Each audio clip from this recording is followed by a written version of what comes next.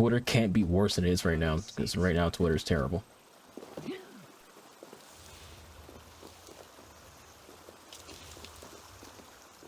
Much like most social media is filled, it's like all social media right now is a cesspool of negativity and bigotry, and which it is. It's all just terrible.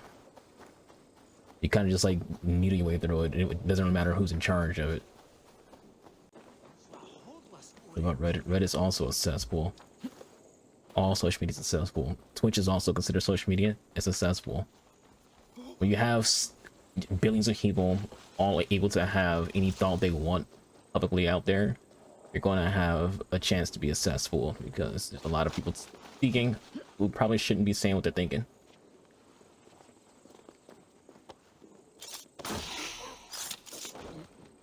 You can get a good idea of that looking at any YouTube comment section or watching any real female gamer play video games on Twitch.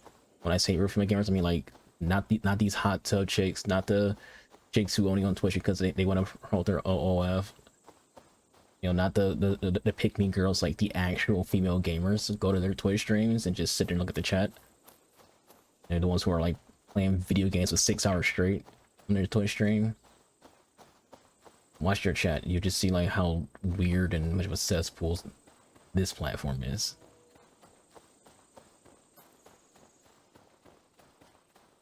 You mean so? Yeah, because the thing about the internet is the second you're on the internet, especially the second you're public on the internet, you're showing your face, people can see who you are and to see what you do. People who don't show their face will immediately start talking shit to you. The fact that you can sit here and be anonymous is a lot of it. Like if someone came to my stream and called me a big nostril N-word, all I can do about that is just report the person and block them. At the end of the day though, that person thinks they're funny as hell. I don't think themselves as racist at all. They think they're just being funny and being a troll. They can say that kind of stuff because it's the internet. There's no chance we punch them in the freaking throat.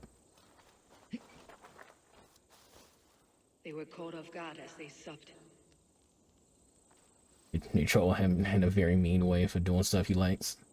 Got to be nice to the troll and they double down. And it just happens. Like today I was watching Mika Anderson. She's a former UFC fighter. She's taking a break from fighting. But she also works for ESPN as an analyst. And so she does her Twitch stream. She's a great person, pretty chill chick.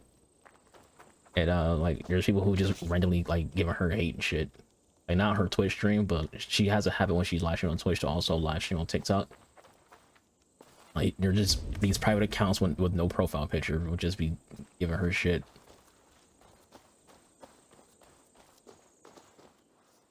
What if Trolls was unmasked? They were attacked by If Trolls was unmasked, it would be a lot less of a cesspool. But it's not just unmasking trolls that would help. It's also people holding their friends accountable, because a lot of people have friends who say fucked up shit and they just ignore it. You gotta hold your own friends accountable. I saw a pretty interesting, agreeable YouTube comment from this guy. He was talking about his own people. He was a white guy, and he's talking about, you know, how white people need to hold other white people accountable for things, and that goes for any group of people. Everyone has to hold each other accountable. We're all supposed to be a village. That's like the ideal of humanity. We're all supposed to be a village. It takes a village. That's how the saying goes. You gotta hold people accountable. If you see your friends doing some questionable shit, you gotta check them.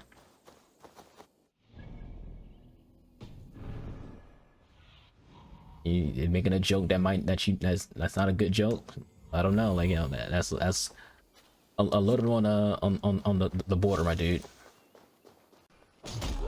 How come it doesn't happen? Because people are scared of conflict. They also don't want to lose their friends. People are afraid to lose their friends and they're scared of conflict. I would not have survived this ambush without you. They don't want an argument to break out. They don't want to be like, and then usually they'll defend their friends, like, oh, he's just joking, she's just joking, he's just joking. He's actually a pretty cool person. He's not actually an asshole. He's just saying that just to be funny. When do they not? You could return and report. You know, people kind of like it's a conservative thing. It's just a human thing, because everyone does it. It's just something that, like, people act the way they act until there's consequence.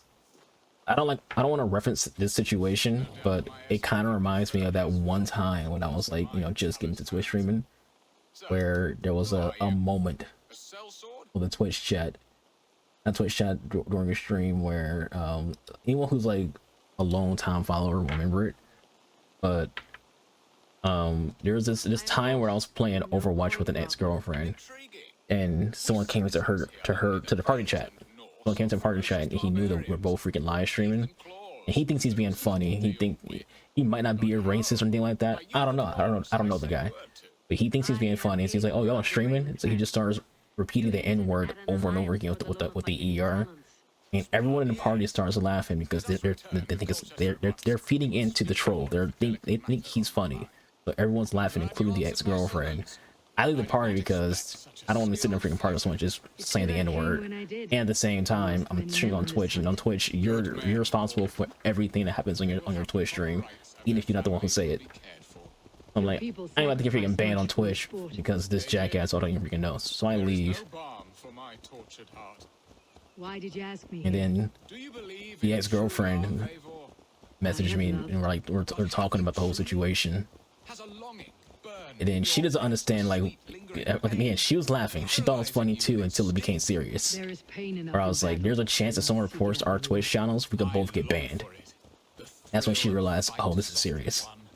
It wasn't that someone was saying the N-word while she has a black boyfriend in a party chat with her.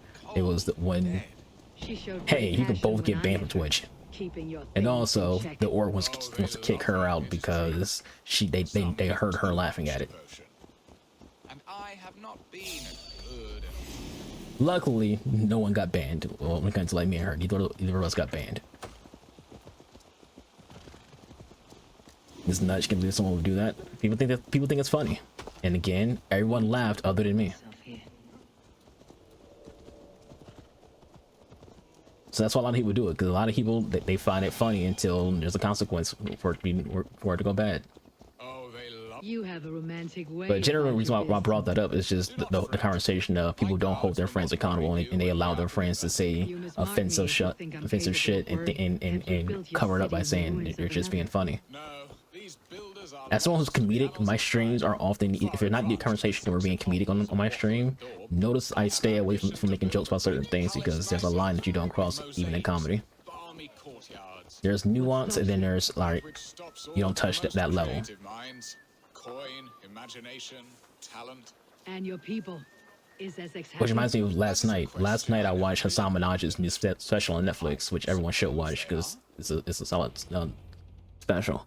But during this special, Hassan took a random ass break from like being a public figure, and I was confused, like, where the hell is Hassan Minaj at? And so he told the story of like how his daughter was basically like in the crosshairs because of his jokes, because he would make like a lot of jokes that were not necessarily offensive, but he will pick on political figures. My dear brethren, And those political figures were starting to notice it and was letting it be known, like, yeah, you keep fucking around, you will have a life.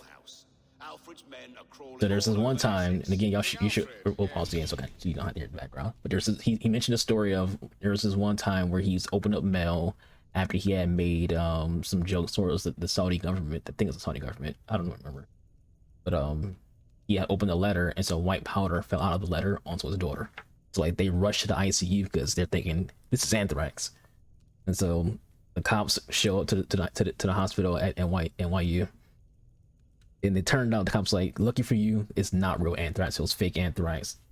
But who the hell did you piss off? And it's all because he's a comedian who makes jokes. And so his wife was like, you need to find something else to talk about in your comedy, because you're putting this family like in the crosshairs of people who don't mind killing you. So for Hassan, it was all jokes until it became serious. And that's kind of this when it comes to like all this stuff, when it comes to like people who think they're funny. It's all jokes until it becomes serious. so it is. He should put his But own generally, reason I happiness brought that up first is and contribute consequence. coin to the festival. Yes. And it reminds me of something that Taro Parker One that is thanks God for our often great mentioned, harvest. that people need to understand you have the freedom of speech, but you don't have the freedom of consequence. You yap like a she-hound, as Adrian does. You know And it's so true. Everyone has freedom of speech, but no one has a freedom of consequence. When our this suffers day by day. You can say exactly what you want, but what happens after that? Fair game.